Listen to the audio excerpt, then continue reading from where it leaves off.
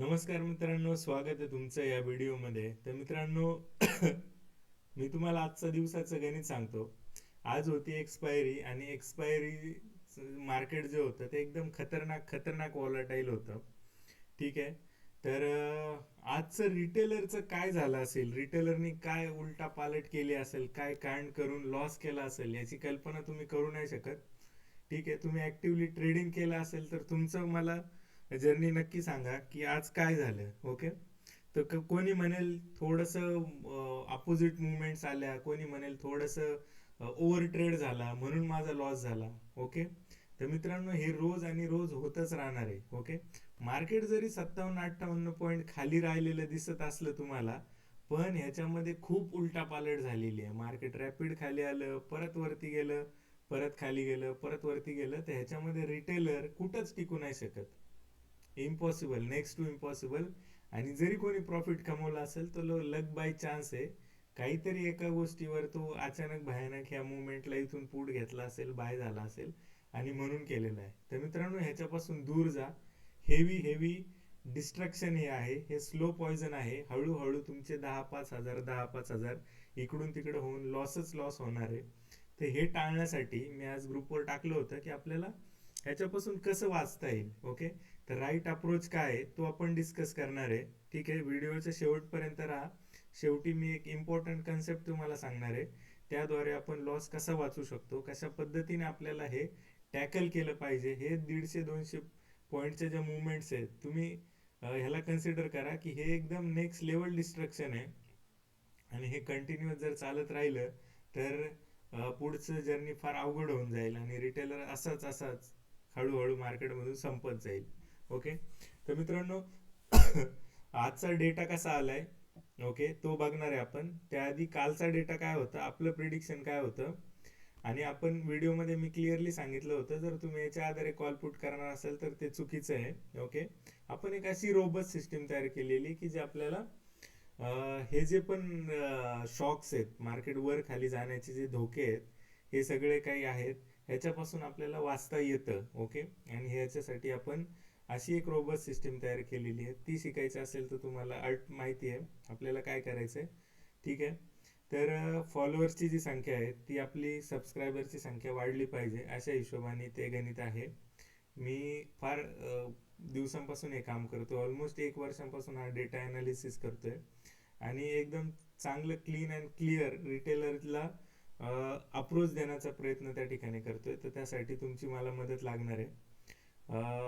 सुरुवातीला आपण जे सांगितलं होतं की डेटाची ओव्हरऑल डायरेक्शन आहे ती निगेटिव्हच आहे. ओके. वरती पण निगेटिव्ह आहे, निगेटिव्ह आहे.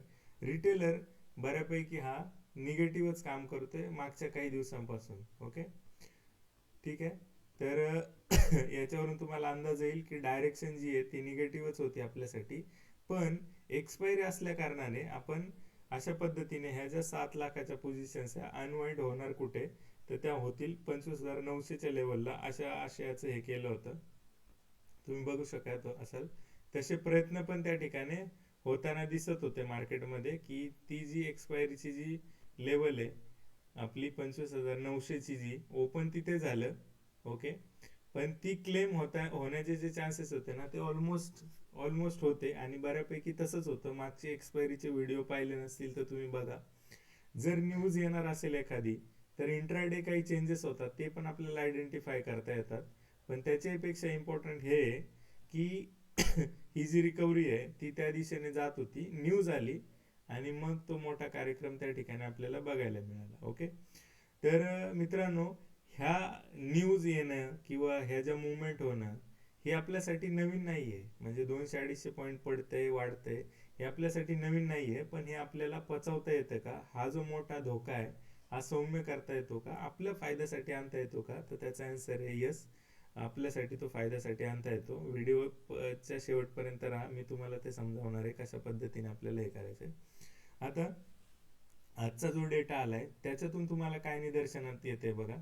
मी इथे डेटा इमॅच्युअर अशा अर्थाने लिहिलंय. तर डेटा इमॅच्युअरचा अर्थ असा आहे की कालच्या ज्या पोझिशन होत्या, मीन्स एक्सपायरीला ज्या पोझिशन होत्या त्या 13 तारखेच्या एंडला, एक्सपायरीच्या एंडला ज्या अनवाइंड झाल्या, ऑलमोस्ट 40-50% पोझिशन कट झाल्यानंतर जे नेट टू नेट शिल्लक राहिले ते आता 7 लाखाच्या, ऑलमोस्ट 7 लाखाच्या पॉझिटिव्ह पोझिशन्स रिटेल क्लायंटच्या शिल्लक आहेत. ओके, एफ आयच्या पोझिशन्स 5,12,000च्या, त्यानंतरून प्रो प्लेअरच्या 1,78,000च्या पोझिशन्स कॅरी आहेत. आता तुम्हाला इम्पॉर्टंट ही गोष्ट सांगायची आहे की हे जे कॉल आणि पुट्स आहेत ह्याची तुम्ही संख्या बघितली एफ आयची, तर तुमच्या काय लक्षात येईल, कॉल आणि पुट मध्ये फक्त आणि फक्त कॉल शॉर्ट आणि कॉल लॉंग याच्यामध्ये फक्त 32,000 निगेटिव्ह साईडला ते घेऊन चालले. पण इथं जर बघितलं तर तुम्हाला इथे लक्षात येईल ऑलमोस्ट 3 लाखाचे डायरेक्शनल शॉर्ट त्या ठिकाणी आहेत. आता हे फ्युचर्स मध्ये जरी 2 लाख कॅरी करत असले ना मित्रांनो, तर हे लॉंग टर्मच्या पोझिशन्स असतात. F I is continuous negative आहे बऱ्याच दिवसांपासून, ते मला वेगळं तुम्हाला सांगायची गरज नाही.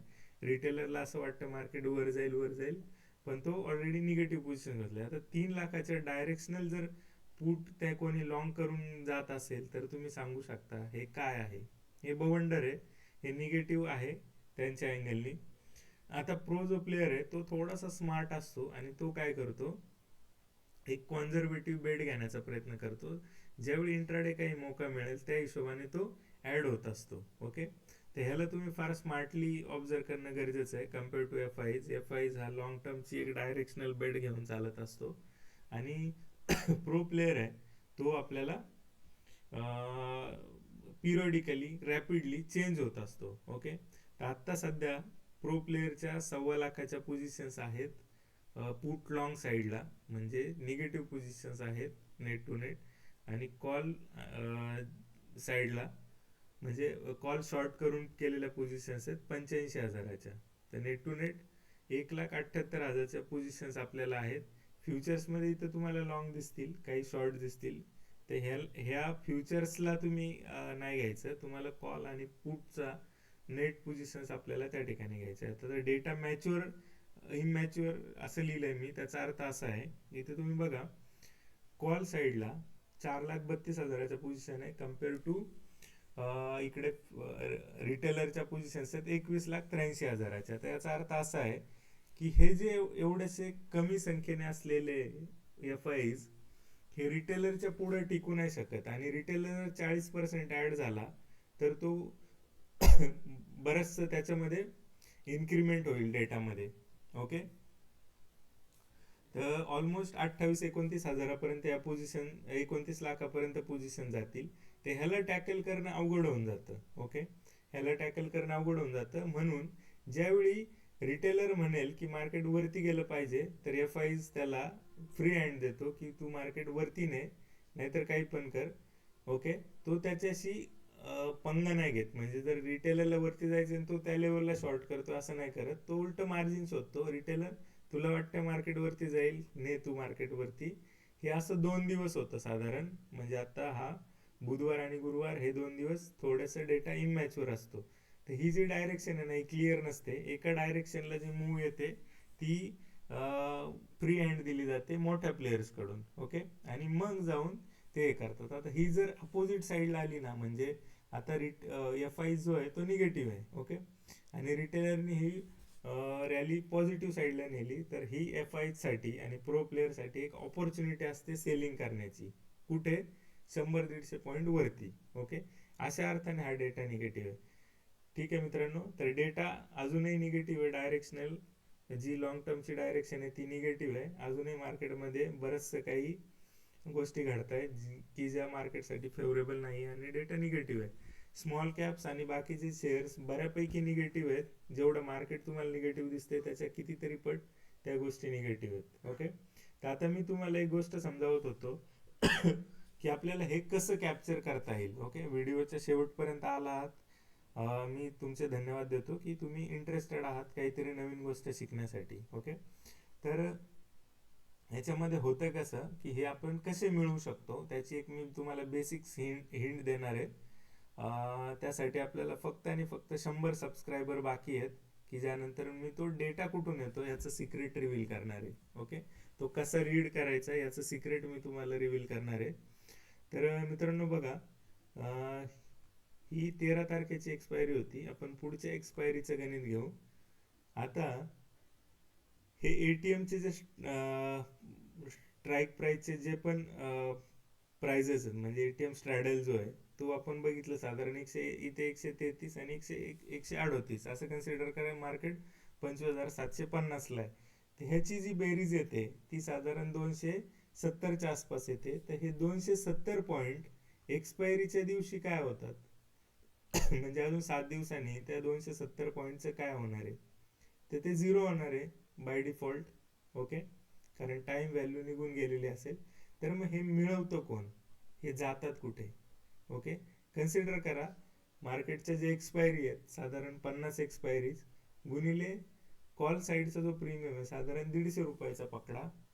150 गुणिले 50 एक्सपायरीज किती टोटल होते ही, ती आपल्याला आयडेंटिफाय करा. आणि ती टोटल जाते कुठे, तेवढी मोठी हेवी अमाऊंटचं जो थिटा आहे तो जातो कुठे. ओके, तो थिटा आपल्याला ॲज इट इज कॅप्चर करता येतो. त्यातले काही पॉईंट आपण डायरेक्शनल पद्धतीने आपण कॅप्चर करत असतो.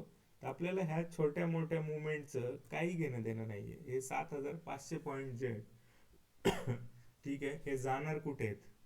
ओके, गुणिले 60 केलं आपण म्हणजे लॉट साईज, एका लॉटने जरी काम केलं तरी हे 4,50,000 रुपये जातील कुठे. ते हे आपल्याला कमवता येतील का? येस, आपल्याला कमवता येतील. त्या अशा पद्धतीने हेच करून ते तुम्हाला शिकायचं असेल, त्या रिलेटेड जर इंटरेस्ट असेल तर माझे डिटेल्स खाली दिलेले आहेत. तुम्ही मला रीच आउट करा, मेसेज करा. ठीक आहे, तर पुढचा जो गायडन्स आहे मी तुम्हाला देणार आहे. आपला यूट्यूब चॅनल आहे, ह्या यूट्यूब चॅनलला तुम्हाला प्रेम देणं फार इम्पॉर्टंट आहे, कारण अंडर रेटेड आहे गोष्टी बऱ्याचशा. ओके, डेटा रिलेटेड अजून सिक्रेट्स तुम्हाला मी सांगणार आहे. त्या गोष्टी हळूहळू आपण त्या ठिकाणी करत जाऊया. ठीक आहे, तुमचा ट्रस्ट इम्पॉर्टंट आहे. तुम्ही रिटेलरची जर्नी कॉल पुट मधून बाहेर यावं हा माझा मोटिव्ह आहे. कॉल पुट, बाय सेल ह्या गोष्टी तुम्ही अवॉइड करा. एक सिस्टीम डेव्हलप करा की जी सिस्टीम आपल्याला काही पर्टिक्युलर अमाऊंट, पर्टिक्युलर पॉइंट्स आपल्याला देईल. तर अशी सिस्टीम आपण हेजिंग पद्धतीने पार करू शकतो. ते चॅनलला तुम्ही सबस्क्राईब केलं नसेल तर 200% सबस्क्राईब करणं अपेक्षित आहे, मित्रांपर्यंत पोहोचवणं अपेक्षित आहे.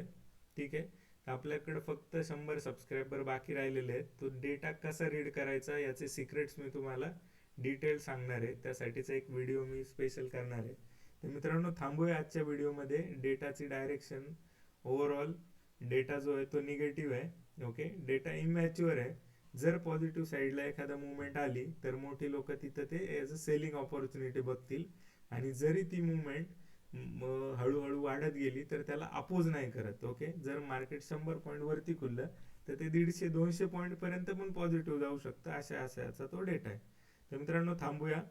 व्हिडिओ शेवटपर्यंत पाहिल्याबद्दल धन्यवाद. थांबूया आजच्या व्हिडिओमध्ये. थँक्यू मित्रांनो.